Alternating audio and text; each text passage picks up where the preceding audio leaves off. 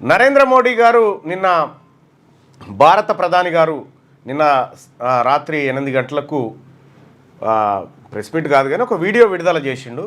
ఆ వీడియోలో నేను భారత్ పాకిస్తాన్ మధ్య జరిగినటువంటి ఈ ఘర్షణలు, ఆ తర్వాత భారత్ ఎలాంటి నిర్ణయాలు తీసుకుంది, భారత్ ఎలా దాడి చేసింది, పాకిస్తాన్ను ఎలా ఎదుర్కొంది అనేటువంటి అన్ని అంశాలను చర్చించే ప్రయత్నం చేసిండు. అయితే ప్రధానమంత్రి గారు మాట్లాడినటువంటి మాటల్ని, ఆ సందర్భాన్ని బట్టి చూస్తే ఏదో కొంత ప్రజల నుంచి వచ్చినటువంటి ప్రశ్నలు కానీ, వ్యతిరేకత కానీ, దాన్ని చెప్పాల్సినటువంటి బాధ్యత లేకపోతే ఇబ్బంది అవుతుంది అనేటువంటి పరిస్థితిలో ఆ వీడియో రిలీజ్ చేసినట్టుగా కొంతమంది అభిప్రాయపడ్డారు. అయితే మరి వాస్తవానికి కూడా నరేంద్ర మోడీ గారు చెప్పిన దాంట్లో వార్త ఏదైతే ఉందో, నేను ఈనాడు పేపర్ చదివేటువంటి క్రమంలో నాకు చాలా కన్ఫ్యూజన్ క్రియేట్ అయింది. అందులో ఒకటి, పాకిస్తాన్తో మనము ఎందుకు కాల్పుల విరమణకు అంగీకరించినాం? సో పాకిస్తానే చొరవ చూపించిందా, లేకపోతే అమెరికా ఒత్తిడి ఏమైనా చేసిందా, నిజంగా భారతే వెనక్కి తగ్గిందా? ఈ అనేటువంటి అంశాలలో ఒక కన్ఫ్యూజన్ క్రియేట్ అయింది. దానికి కారణాలు ఉన్నాయి. ఒకటేంటంటే, భారత్ తన మిసైళ్లను పాకిస్తాన్ అణ్వాయుధాలు దాచినటువంటి ప్రాంతంలో మిసైళ్లను వేసినట్టుగా, అక్కడి నుంచి ఆ రేడియేషన్ రిలీజ్ అవుతున్నట్టుగా, తద్వారా పాకిస్తాన్ భయపడి వెంటనే అమెరికాను అప్రోచ్ అయిపోయి మధ్యవర్తిత్వానికి రిక్వెస్ట్ చేయడంతో మధ్యవర్తిత్వం భారత్కు భారత్తో మధ్యవర్తిత్వం జరిపి ఈ విరమణకు అంగీకరింపజేసారు అనేది ఒక కథనం కనిపించింది. అయితే విషయం ఏంటంటే, మేము మా మిసైల్ని ఏదాన్ని కూడా పాకిస్తాన్ సంబంధించినటువంటి అంశాల వైపు తీసుకుపోలేదు అని మన భారత ఎయిర్ ఫోర్స్ ఖండించింది. అది కాబట్టి ఆ చర్చకు తావలేదు.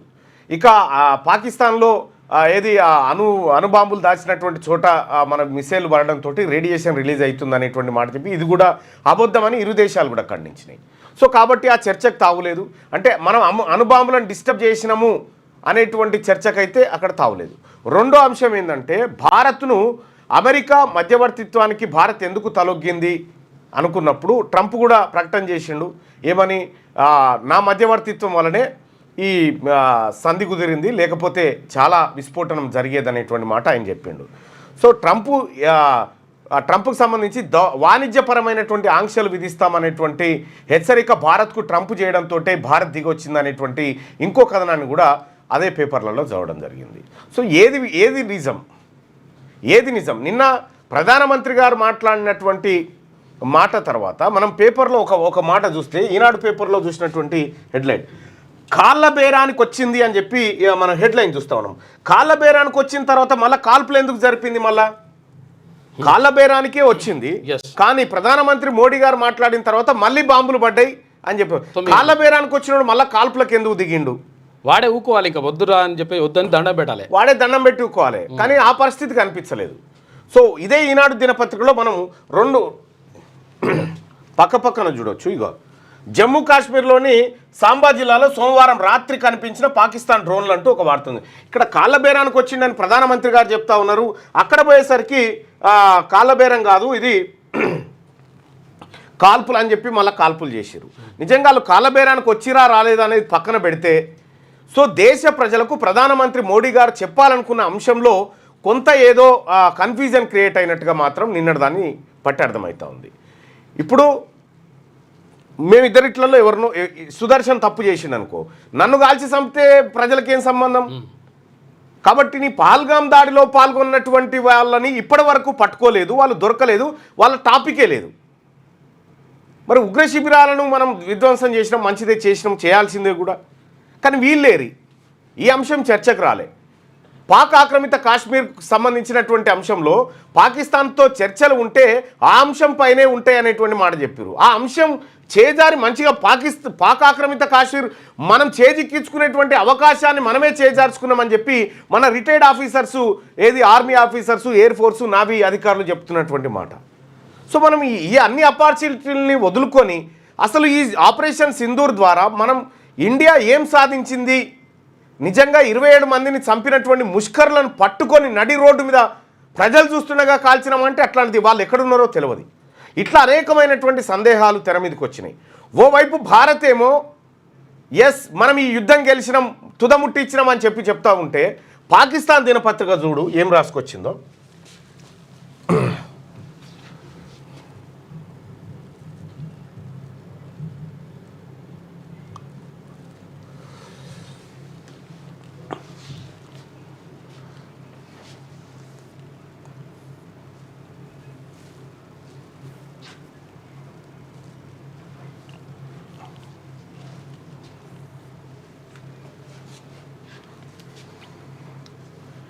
Kashmir take centre stage as fragile ceasefire holds అని చెప్పి వాళ్ళేమో సంబరాలు చేసుకుంటా ఉన్నారు. పాకిస్తాన్ పేపర్లలో ఆ దేశ ప్రజలు సంబరాలు చేసుకుంటా ఉన్నారు. రెండోది ఏంటంటే పాకిస్తాన్ క్రికెటర్ అఫ్రీది కరాచీలో ర్యాలీ తీసినాడు, పెద్దది ర్యాలీ తీసి మనమే గెలిచినామని చెప్పి చెప్తా ఉన్నారు. సోషల్ మీడియా వచ్చినాక వాటిని పట్టించుకో. అయితే ఏం జరిగింది అనేది ఇంకా సంశయంగానే మిగిలిపోయింది. అసలు ఈ భారతదేశ ప్రజలకు ఆపరేషన్ సింధూర్ కానీ ఇటీవల కాలంలో రెండు దేశాల మధ్య జరిగిన ఘర్షణల్లో కానీ ఇంకా పూర్తి స్థాయి వాస్తవాలు తెలవలేదు అనేది స్పష్టంగా అర్థమవుతున్నటువంటి విషయం. మరి నరేంద్ర మోడీ గారు ఈ జరిగినటువంటి డ్యామేజ్ ఏదైతే ఉందో దీని ద్వారా ఎంత నష్టం జరిగింది, మనకెంత నష్టం జరిగింది, దాయాదులను ఎంత నష్టపరిచాము, ఆర్థికంగా నిన్న 6 ప్రశ్నలు మనం నరేంద్ర మోడీ గారు చెప్పాల్సినటువంటి ప్రశ్నల గురించి మాట్లాడుకున్నాం. ఆ ప్రశ్నల్లో 1-2 మినహా మిగతా పూర్తి స్థాయి ప్రశ్నలకు సమాధానం వచ్చినట్టుగా అనిపించట్లేదు. మొత్తానికి ఆపరేషన్ సింధూర్ అనేది అది ఏం జరిగిందో ఎటుపోయిందో అర్థం కానటువంటి పరిస్థితి. మన నాయకులు కూడా కన్ఫ్యూజన్ క్రియేట్ చేసిరు. వాస్తవానికి ఆర్మీ తమ శక్తియుక్తులంతా ఉపయోగించింది. మన ఇండియన్ ఆర్మీకి సెల్యూట్ చేయాలి. ఇండియన్ ఆర్మీ, ఎయిర్ ఫోర్సు, తర్వాత నావీ వాళ్ళు అవకాశం ఇస్తే పాకిస్తాన్ కూడా గుంజుకొచ్చి లోపల పడేసేటువంటి శక్తియుక్తులు ఉన్నటువంటి అంత పెద్ద ఫోర్సును పెట్టుకొని మనం ఎందుకు వెనక్కి తగ్గామనేది చాలా వరకు ఇంకా కన్ఫ్యూజన్గానే ఉంది. సరే, ఏదో వాస్తవాలు బయటికి ఇవాళ కాకపోయినా రేపైనా వస్తాయి. కానీ ఒక మాట అయితే సత్యం, ఈ దేశ ప్రజలకు వాస్తవాలు తెలవాల్సినటువంటి అవసరం ఉంది. సో అది నరేంద్ర మోడీ గారు మరో రూపంగా చెప్తాడా, ఇంకో రూపంగా చెప్తాడా, వ్యూహాత్మకంగా వ్యవహరిస్తూ ఉన్నాడా, ఆయన కొన్ని విషయాలను దాచడం వల్ల ఈ దేశ ప్రయోజనాన్ని కాంక్షిస్తూ ఉన్నాడా అనేది తెలవాల్సినటువంటి అంశం. ఆయన మంచి చేస్తుండా, చెడు చేస్తుండా, విపక్షాలు ఆరోపించేది తప్ప, లేకపోతే ప్రజల నుంచి వస్తున్నటువంటి అనుమానాలు తప్ప అనేది నివృత్తి కావాల్సినటువంటి అవసరం ఉంది. సో దాంట్లో కొంతవరకైనా కూడా వాస్తవాలు ప్రజలకు తెలవాలి. ఏదేమైనప్పటికీ పహల్గామ్ దాడిలో పాల్గొన్నటువంటి ముష్కర్లను ఇప్పటి వరకు మనం పట్టుకోలేదు, వాళ్ళను కాల్వలేదు, వాళ్ళను అరెస్ట్ చేయలేదు. ఇది జరిగినటువంటి. క్యూ న్యూస్లో పనిచేయటకు వీడియో ఎడిటింగ్ మరియు SEOలో అనుభవం గల జూనియర్ ఎడిటర్స్ కావాలను సంప్రదించవలసిన నెంబర్ 8688926084.